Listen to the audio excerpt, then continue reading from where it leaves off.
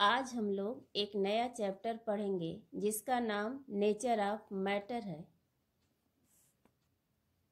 हम अपने आसपास अलग अलग मटेरियल को देखते हैं। वे अलग अलग शेप, साइज, कलर और प्रॉपर्टीज के होते हैं। प्रत्येक मटेरियल के प्रॉपर्टीज को अलग अलग स्टडी करना डिफिकल्ट है, इसलिए मटेरियल को उनके जनरल प्रॉपर्टी के आधार पर ग्रुप में डिवाइड किया गया है ताकि उन्हें स्टडी करना इजी हो जाए। Look at the marble in given box. In marbles को देखिए, ये साइज और शेप में समान है लेकिन उनका कलर अलग है।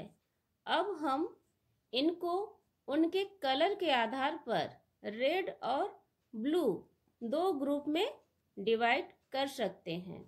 इन मार्बल को जब हम काउंट करते हैं तो हमें 10 रेड मार्बल्स और 10 ब्लू मार्बल्स मिलते हैं।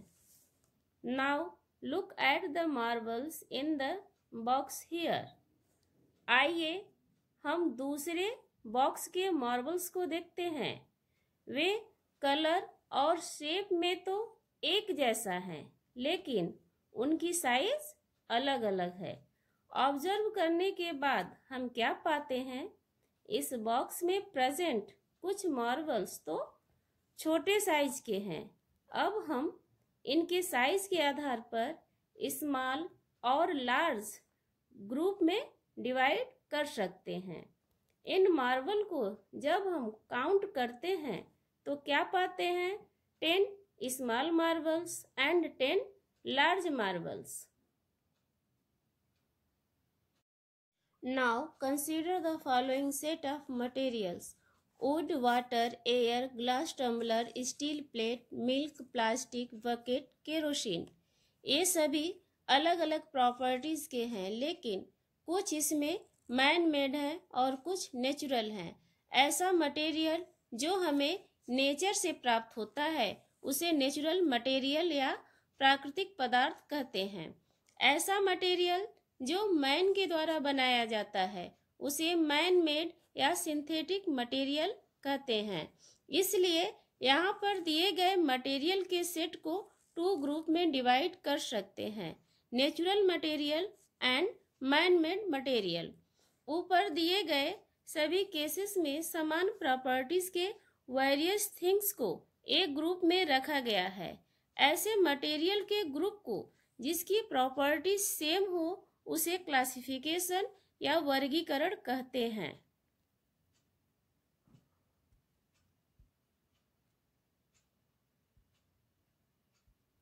मैटर, हमारे आसपास की चीजें मैटर से बनी हुई हैं।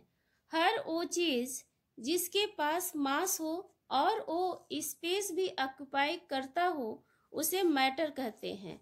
सभी मटेरियल को 3 ग्रुप में डिवाइड किया गया है: सॉलिड, लिक्विड और गैसियस स्टेट।